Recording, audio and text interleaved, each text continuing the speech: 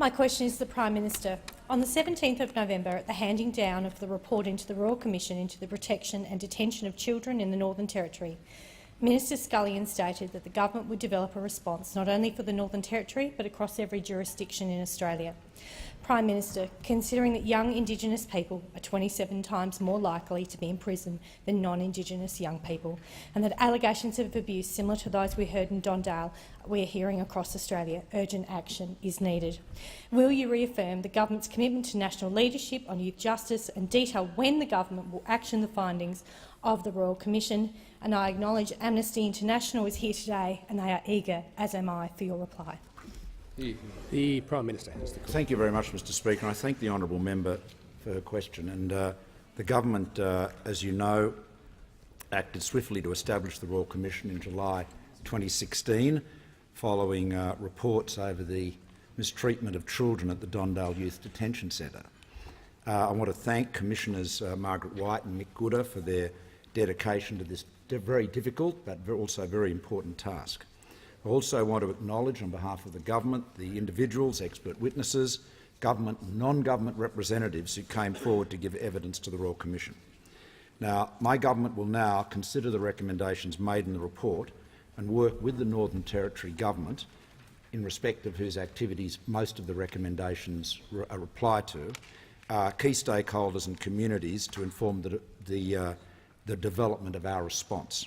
Now, most of the recommendations I noted are matters for the Northern Territory government. I'm sure the honourable member is familiar with them.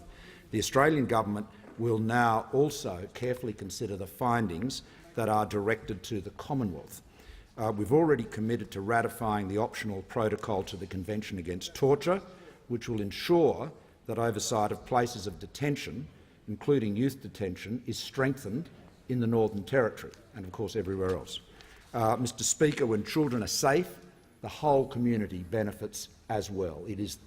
This is our greatest obligation, to look after our children. We understand that.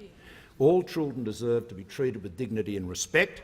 All children deserve to be safe, and that's the responsibility of the whole community and, importantly, of course, families and government agencies. Now, I want to make a note about, observe to the honourable member's benefit, some observation about funding. And I quote from the Royal Commission here. The Commissioners wrote, "A consistent theme heard by the Commission was that there is insufficient funding in the Northern Territory to address the issues it's grappling with. However, having reviewed financial data available to the Commission considers the underlying problem is not the level of overall funding, but that Commonwealth and Northern Territory government investment is not rigorously tracked, monitored or evaluated to ensure that it's appropriately distributed and directed. Value for the money expended cannot be demonstrated. The major investment in Aboriginal affairs over many years has delivered mixed success, often with dismally poor returns. The combination of underperforming programs, poor coordination across governments and a lack of engagement with Aboriginal people in the design and delivery of services is producing continually poor results. The approach must be changed."